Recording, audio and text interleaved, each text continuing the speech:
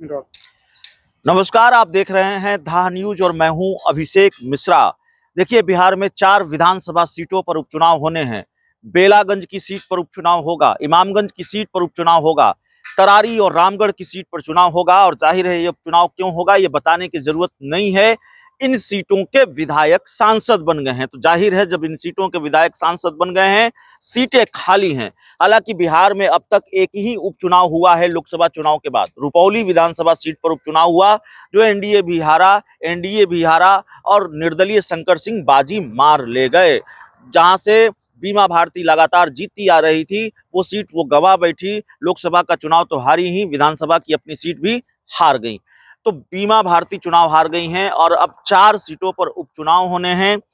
तीसरे फैक्टर के रूप में प्रशांत किशोर भी है, तो माना जा रहा है कि ये लड़ाई त्रिकोणीय होनी है। प्रशांत किशोर को बहुत दरकिनार नहीं किया जा सकता, हालांकि देखना पड़ेगा कि वो कितने प्रभावी साबित होते हैं, उनके पिटारे में कितना कुछ है, क्या क्या है। तो प्रशांत किशोर की परीक्षा अभी बाकी है, लेकिन इन 4 विधानसभा सीटों से पहले जो खेल हो रहे हैं या जिस खेल की संभावना है, उस खेल पर हम बात करेंगे।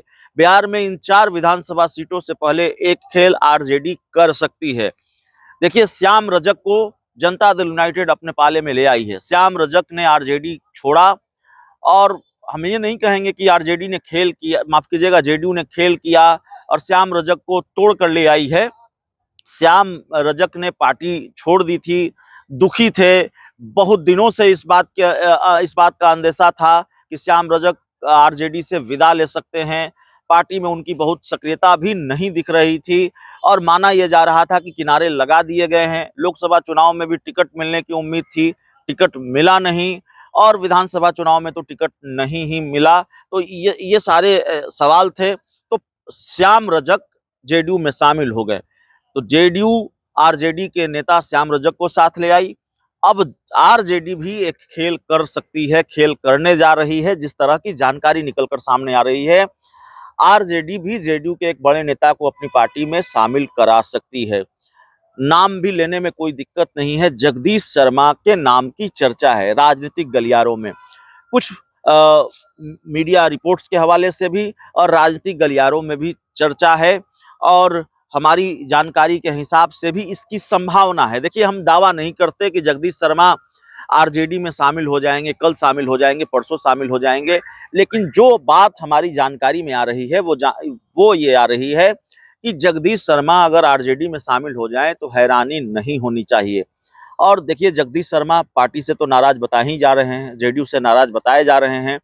जगदीश शर्मा के खिलाफ मोर्चा खोल दिया था नीतीश के करीबी मंत्री अशोक चौधरी ने जहानाबाद में जाकर जगदीश शर्मा पर निशाना साधा। हालांकि बाद में यह भी कहा गया कि भूमिहारों को लेकर अशोक चौधरी ने टिप्पणी की है, तो पार्टी के भूमिहार नेताओं ने भी अशोक चौधरी के खिलाफ मोर्चा खोल दिया और जगदीश शर्मा ने भी मोर्चा खोल दिया। तो ठनी हुई तो है। और कल ही हमारी अभी बात हो रही थी जेडीयू के विधायक डॉक्टर संजीव से, उन्होंने कहा कि अगर अशोक चौधरी के खिलाफ कार्रवाई नहीं हुई और तो जाहिर तौर पर लगेगा कि भाई इन्होंने टिप्पणी की और इनको राष्ट्रीय महासचिव बना दिया गया है और इनको लगातार प्रमोट किया जा रहा है, इनको इनाम दिया जा रहा है, तो चुनाव में इसका नुकसान उठाना पड़ेगा। आरजेडी इसी टकराव को, इसी विवाद को भुनाना चाहती है और इसी के सहारे खेल करना चाहती है। देखिए, जहानाबाद की सीट जो है, बेलागंज की सीट, माफ कीजिएगा, बेलागंज में जहां उपचुनाव होना है, वहां से आरजेडी के विधायक थे सुरेंद्र यादव, और सुरेंद्र यादव जहानाबाद के सांसद बन गए, तो जाहिर है वो सीट खाली है। अब तक ये चर्चा रही है कि सुरेंद्र यादव के परिवार का ही कोई व्यक्ति बेलागंज सीट से चुनाव लड़ेगा, आरजेडी का उम्मीदवार होगा। लेकिन खेल धीरे धीरे बदलता हुआ नजर आ रहा है, और खेल ये बदलता हुआ नजर आ रहा है कि सुरेंद्र यादव की जगह जगदीश शर्मा के परिवार का कोई सदस्य चुनाव लड़ सकता है। जगदीश शर्मा के परिवार का कोई सदस्य चुनाव लड़ सकता है, और आरजेडी के जो उम्मीदवार होंगे वो जगदीश शर्मा के परिवार के कोई सदस्य हो सकते हैं, और ये खेल आरजेडी करेगी। जहानाबाद उसके आसपास के इलाकों में बड़े प्रभावशाली नेता माने जाते रहे हैं। जगदीश शर्मा सांसद रहे हैं, विधायक रहे हैं, उनके बेटे विधायक रहे हैं, उनकी पत्नी भी विधायक रही हैं। तो जाहिर तौर पर जगदीश शर्मा के सहारे आरजेडी उपचुनाव में बड़ा खेल करने की तैयारी में है। और भूमिहार समाज के भी, अगर जाति की बात करेंगे तो भूमिहार समाज के भी बड़े कद्दावर नेता जगदीश शर्मा माने जाते रहे हैं।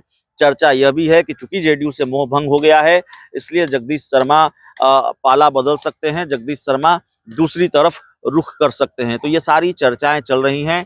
अब जगदीश शर्मा पाला बदलते हैं कि नहीं बदलते हैं, ये देखना पड़ेगा। लेकिन इस खेल की संभावना है, और इस खेल की जो कोशिश है वो भी हो रही है। जो अंदर खाने से जानकारी आ रही है, धीरे धीरे चीजें चल रही हैं, खिचड़ी पक रही है। अब खिचड़ी पक पाती है कि नहीं पक पाती है, ये देखने वाली बात होगी। फिलहाल इस रिपोर्ट में इतना ही। बहुत बहुत धन्यवाद।